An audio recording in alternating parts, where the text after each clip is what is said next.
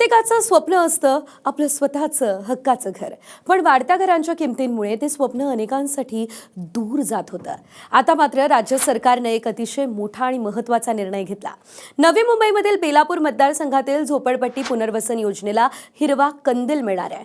सुरुवातीला पात्र 72 कुटुंबांना त्यांच्या हक्काची घरं मिळणार आहेत. पण इतकंच नाही, तर एकूण 72,665 कुटुंबांना या योजनेचा लाभ आता होणार आहे. कारण या योजनेमध्ये सरकारनं 2 गट ठरवलेले आहेत.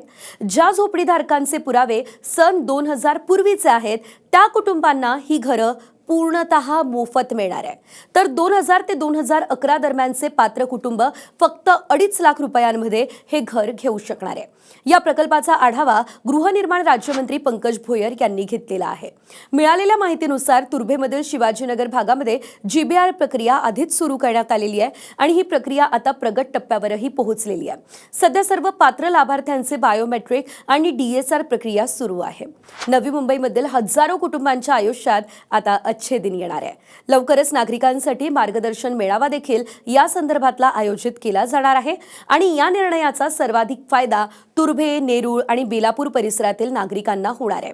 त्यामुळे नवी मुंबईच्या विकासाला देखील नवी गती मिळणार आहे.